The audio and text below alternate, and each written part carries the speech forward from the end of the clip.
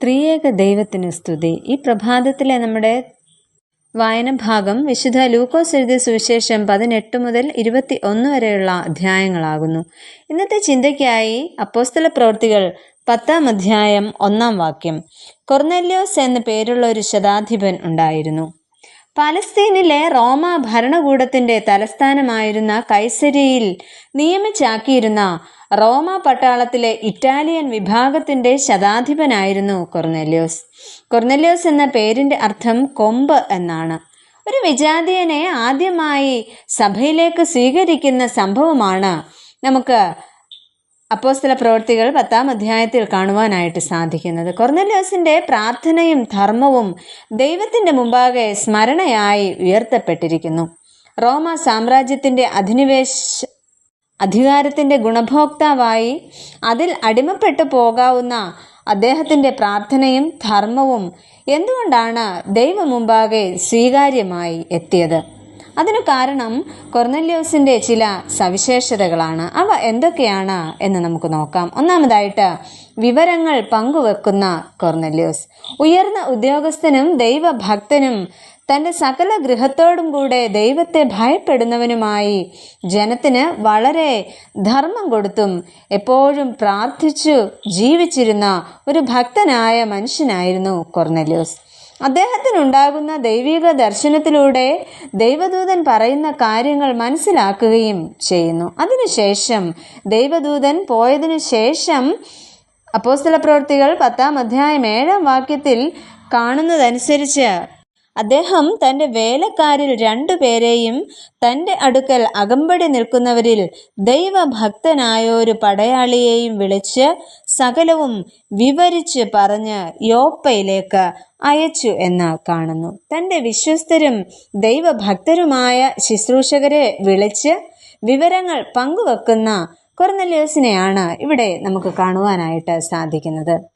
നമ്മുടെയും ജീവിതത്തിൽ സുഹൃത്തുക്കളെ തിരഞ്ഞെടുക്കുമ്പോൾ, അല്ലെങ്കിൽ നമ്മുടെ എന്തെങ്കിലും വിവരങ്ങൾ മറ്റുള്ളവരുമായിട്ട് പങ്കുവെക്കുമ്പോൾ, നമ്മുടെ ജീവിതത്തിൽ നിർണായകമായ തീരുമാനങ്ങൾ എടുക്കേണ്ടി വരുമ്പോൾ വിശ്വസ്തരും ദൈവഭക്തരുമായവരെ തിരഞ്ഞെടുക്കുവാൻ ഈ പ്രഭാതത്തിൽ കൊർന്നല്യോസ് നമ്മോട് ആഹ്വാനം ചെയ്യുന്നു.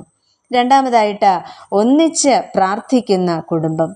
ഒന്നിച്ച് പ്രാർത്ഥിക്കുന്ന ഭവനം ഒരുമിച്ച് സഹവസിക്കുന്നു എന്നത് കുടുംബത്തെ സംബന്ധിച്ച് ചേർത്ത് വെക്കാവുന്ന പരിചിതമായ ഒരു വിചാരമാണ്.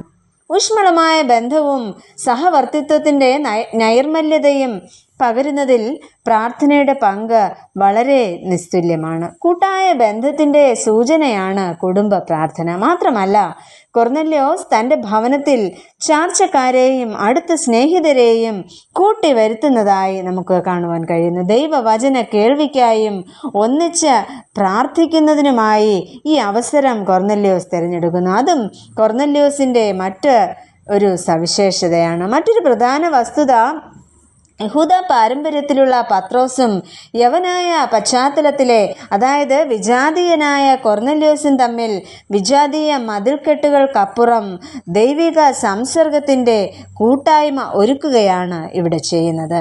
വേർതിരിവുകളില്ലാത്ത ഒരനുഭവം നമുക്കിവിടെ ദർശിക്കാം. ആധിപത്യത്തിൻ്റെയും വിധേയത്വത്തിൻ്റെയും അടിമത്തമല്ല, മറിച്ച് എല്ലാ വിവേചനങ്ങൾക്കും ഭിന്നതകൾക്കും അതീതമായ ദൈവബോധമാണ് ആവശ്യമായിട്ട് ഉള്ളത്.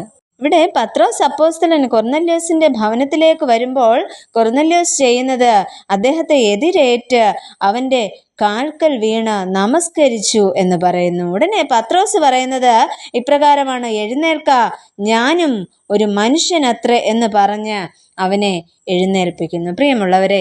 പ്രിയമുള്ളവരെ, പ്രാർത്ഥിക്കുന്ന ഒരു മനുഷ്യൻ്റെ ലളിതമായ ഒരു ജീവിതമാണ് നമുക്കിവിടെ കാണുവാനായിട്ട് സാധിക്കുന്നത്. ഇത്തരത്തിൽ കൊർന്നല്യോസിനെ പോലെ നല്ല ബന്ധങ്ങൾ തിരഞ്ഞെടുക്കുവാനും പ്രാർത്ഥനയോടെ മുന്നേറുവാനും നമുക്കും ഓരോരുത്തർക്കും ഇടയാകട്ടെ. നമുക്ക് പ്രാർത്ഥിക്കാം. പ്രിയ കർത്താവേ, അടിയങ്ങൾ ഈ ലോകത്തിൽ ജീവിക്കുമ്പോൾ ദൈവകൃപയുള്ള ബന്ധങ്ങളിലായിരിക്കാനും പ്രാർത്ഥനയോടെ തിരുസന്നിധിയിൽ ജീവിപ്പാനും സഹായിക്കണമേ. ആമേൻ.